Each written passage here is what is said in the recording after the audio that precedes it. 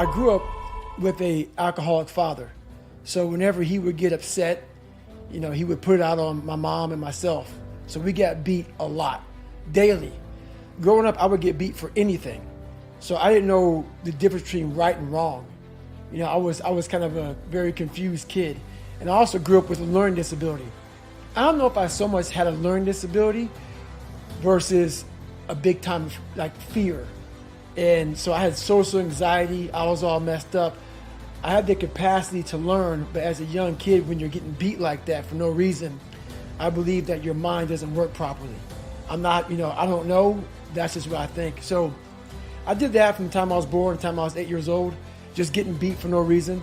So my mom finally got the courage to leave my father around 1983. We went to a small town in Brazil, Indiana. In Brazil, Indiana, that's where I really faced hardcore racism. And the funny thing about it is, there were a lot of good people in that small town in Brazil, Indiana. But the funny thing about it, every one of them will tell you today that none of them called me a nigger. There was about 5 to 10 black families out of 8,000 people, all white, which is fine. It's cool. No big deal. The Klan marched in our 4th of July parade in 1995. So it's just funny how, as time goes on and these kids grow up, how much they want to forget what really happened and tell you that it didn't exist. So from the time I was 8 until I graduated high school, pretty much not everyone called me nigger, but I heard it more often, than not. On my first car, I got a brand new, well, not brand new, it was a Citation, and they spray painted, "We're going to kill you" on that car. So imagine you come out of school, you're a sophomore in high school, you come out and you see your car located in the back of the parking lot, and you see some white stuff on it. You can't read it because you're too far away. As you get closer, you see, "We're going to kill you." In my Spanish notebook. And the best advice I ever got was from my principal, who was obviously white. He said I couldn't spell. So I had a 4th grade reading level in high school. So basically here I'm in high school and they spelled nigger Niger. They missed a G. So he said, "These kids are ignorant." It's the best advice I got. My mom was working 3 jobs. She was trying to go to school, working 3 jobs. So she was never home. So I missed a lot of school. So when you're the dumbest kid in school, at least you think this, when you're one of the only handful of black kids in school, you start to hide. So I hid at home, I hid away from people, I hid everywhere. But I had 2 personalities. I had one personality that was this big thuggish type of guy who walked around, pants sagging, hat kicked back. I was a thug. But the real me was a big punk, because I was afraid of my own shadow, because my dad took my soul as a young kid. And then when I moved from Buffalo to Brazil, the children took my soul, and I had no one to cry to, which kind of helped me out. My mom was gone, life was hard, and I kind of raised myself. So I had to figure out a way out. And my way out was the military. So I actually tried to go in the military. I thought to get in the military, you had to do push-ups and sit-ups. I didn't know you had to read and write. So I take this examination, and I failed it huge. I got one of the lowest scores possible on it. Took it again 30 days later, failed again. And then this is when I had to really buckle down. So I learned pretty much all of high school in 6 months. Got a tutor. We can only afford $15 a month. My fault, a week. So I saw her 4 hours a week or 4 hours a month, and learned all of high school in that period. And from there, the story gets better, but that's kind of how it started off. I don't know what week it is, but for me, it was my 3rd week. And sometimes it's your 3rd, 4th, or 5th week in Navy SEAL training. Navy SEAL training is 6 months long. And this is like the biggest crucible in Navy SEAL. It probably in all of Special Forces, Special Ops. It's 130 hours of continuous training. And you might get 2 hours of sleep. And the whole idea is you start on Sunday and you end on Friday. You might get 2 hours of sleep. And the whole idea of this training is to get a man and break him down to nothing. And that's where you see what a man's made of. So to make it through one, most people say, "I'm never going back through again." So I was fortunate. God blessed me. So I started looking at these failures as blessings.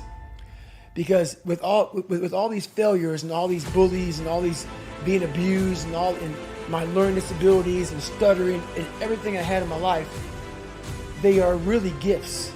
And it's not some psychological babble bullcrap that I'm using to say, oh no, my life wasn't that bad. No, my life sucked. But they truly were gifts, because all these different trials and tribulations led my mind to where it's at now. So Hell Week, once again, 130 hours. You get 2 hours of sleep maybe, and they beat the crap out of you. Beating like push-ups, sit-ups. And it's near the Pacific Ocean. So you're out in the Pacific Ocean, back in, and that water's freezing. And so you see these men, these great men that I watched on TV, I'm now with them.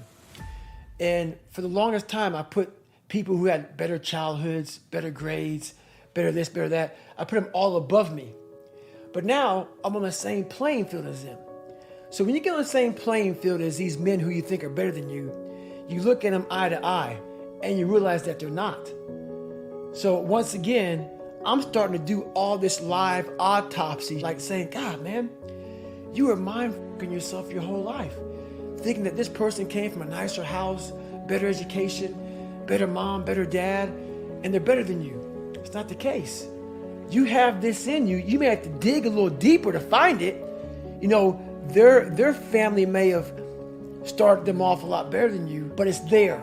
It's there. So I started really realizing how powerful the mind was in that third Hell Week. I would call this guy up at almost every night about 10:30, 11 o'clock at night and give him an update. I said, hey man, I've lost 25 pounds. Because no one knew what I was doing. So I'm really good at creating an enemy.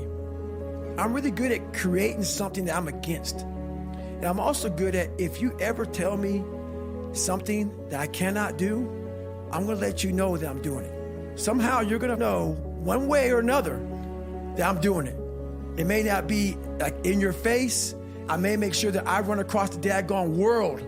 So then it's on the news and you turn the news on and say, how the hell? I wanna do something that you know I'm here. I'm here. So every time I lose like a big significant amount of weight, I call that recruiter up and say, hey man, I'm here. I'm here. And before I knew it, man, this guy became almost like my best friend at that time. I started actually changing his life. You know, he started seeing, wow, man, like I'm glad I took a shot on this guy. And not only did I lose weight, I had to go back and take the ASVAB test again. It's like a watered down SAT a couple more times just to get in the Navy SEAL. So it was a big process. So that 3 months was packed full of like failures, depression, even more. But what I found out in that whole 3 months, I lived a lifetime. In that 3 months, I started realizing if I can flip these insecurities upside down, if I can flip this fear, if I can flip all this that made me this depressed, insecure guy, if I can flip it and make it work for me versus against me, I started seeing the power in failure, the power in insecurity, the power in self-doubt. Because I looked at everybody, it may not be true, but that's how I looked at everybody as being way above me.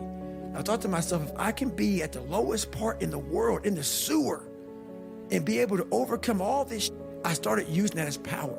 And I slowly started passing the guys from Harvard, the guys from MIT, the guys who were these from great families. And I'm like, oh my God, I'm catching up.